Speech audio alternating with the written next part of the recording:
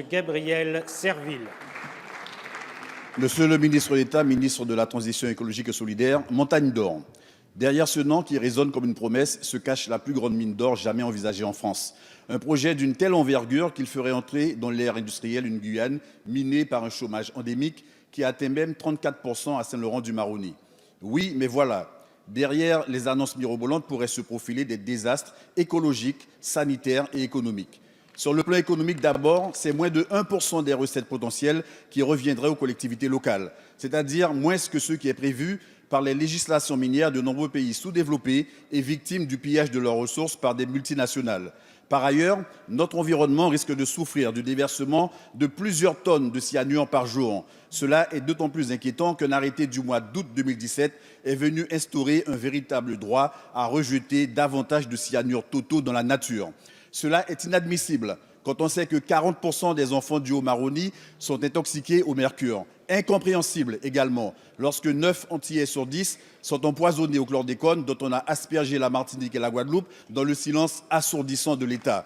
Les Guyanais, qui souffrent déjà du mercure utilisé par l'orpaillage illégal et aussi des rejets de tonnes de produits toxiques à chaque lancement de fusée, demandent aujourd'hui que soit appliqué le principe de précaution.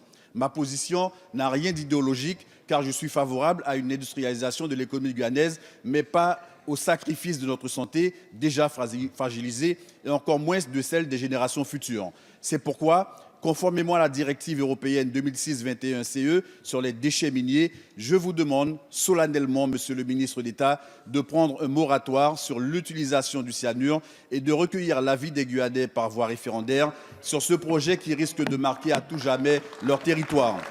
Comme aux Antilles et comme dans tant d'autres régions du monde, en pareilles circonstances, l'histoire pourrait ne jamais nous pardonner de ne pas assumer aujourd'hui notre pleine responsabilité. Je vous en remercie. Merci, monsieur le député. La parole est à monsieur Nicolas Hulot, ministre d'État, ministre de la Transition écologique et solidaire.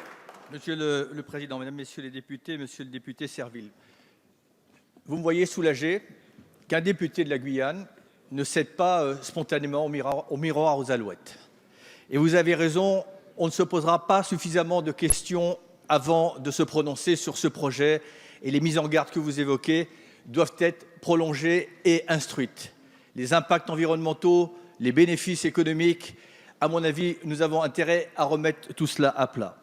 Je le dis fort d'un retour de Guadeloupe et de Martinique, où, comme vous l'avez dit, soi-disant au bénéfice de l'économique, nous avons laissé faire, notamment la prolongation de l'utilisation de chlordécone pendant des années avec les dégâts que vous connaissez. J'étais hier aux côtés des Guadeloupéens et des Martiniquais, notamment pour un plan d'action sur les sargasses. Essayons de ne pas reproduire les mêmes erreurs. Alors soyons clairs, sur la Montagne d'or, un débat public est en cours. Et ça, c'est quand même quelque chose de nouveau, car contrairement au passé, aucune décision n'est prise. On doit d'abord écouter les citoyens, leurs inquiétudes. Parallèlement, nous devons instruire, à travers un certain nombre de missions, les bénéfices économiques qui sont proposés, mais qui méritent d'être regardés dans le détail, mais surtout les impacts environnementaux. Et en parallèle, vous le savez, Monsieur Serville, la Guyane souffre de terribles conséquences de l'orpaillage illégal qui déverse, vous l'avez dit, mercure et cyanure en toute clandestinité dans les rivières de Guyane.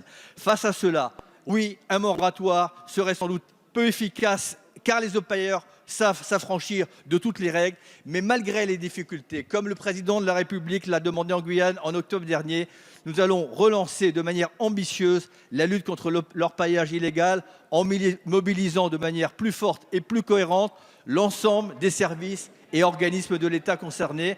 Dans cet esprit, j'ai demandé à Sébastien Lecornu de se rendre sur place en juillet pour faire un point de situation et accélérer cette lutte aux côtés des élus guyanais.